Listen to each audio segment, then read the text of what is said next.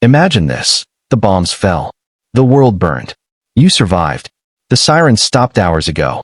The sky is an unnatural shade of burnt orange. Dust hangs like a curtain, and your ears are still ringing from the blast that leveled the city. Your phone has no signal, your fridge is dead, and you're wearing the same clothes you put on 3 days ago. You are now a citizen of the nuclear wasteland. Welcome. You're alive. But surviving the initial blast was the easy part. The real question rushes at you like a radioactive wind. What on earth do you do now? The air outside is a toxic soup of radioactive dust.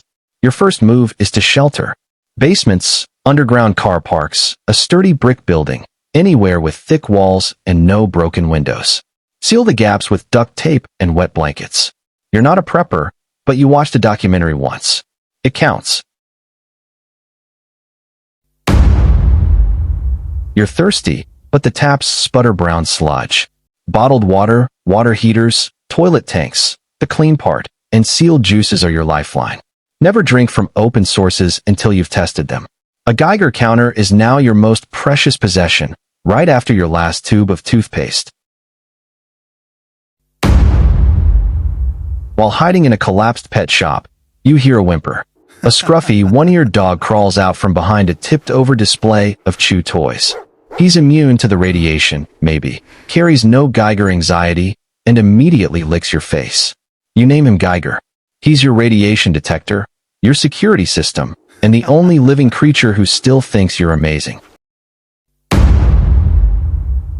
Supermarkets are picked over, but hardware stores, camping shops, and pharmacies are gold mines. Canned food, batteries, tools, first aid, iodine tablets, and thick clothing. Everything you grab must pass the sniff test and the Geiger test. Geiger the dog helps by sniffing out jerky, not radiation, but his morale support is invaluable. Weeks later, following a weak radio signal, you stumble into an overrun university basement. There, surrounded by flickering monitors and a tower of notebooks, is Dr. Mira's song. She's a nuclear physicist with black hair tied in a messy bun, protective goggles, and the deadpan expression of someone who's survived on cold soup and spite. She's been broadcasting for months. Geiger immediately tries to sit in her lap. She lets him. Mira knows how to build a decontamination shower. You know how to cook canned chili 12 different ways. Together, you start a hydroponic garden in the underground parking lot using scavenged LED lights and a car battery. The first radish that sprouts is the ugliest vegetable you've ever seen. You both frame it. The new world starts here. Using Mira's repaired transmitter, you begin a weekly show, The Last Ones Left.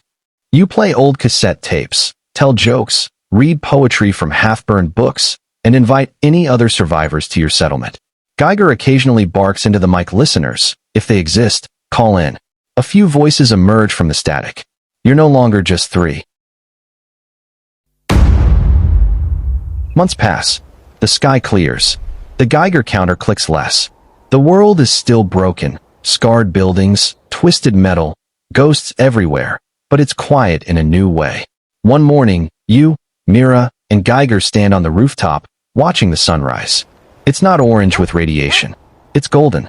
You plant a flag you stitched from old blankets, a sprouting radish, and a paw print. Geiger barks. Mira smiles. You breathe. The bombs took everything. You're still standing. You've got a dog with one ear, a physicist who laughs at your terrible puns, a radish in a frame, and a radio that whispers hope into the dark. The nuclear apocalypse wasn't the end. It was the beginning of something strange and fierce and unexpectedly beautiful. So, Wastelander, what's your first move?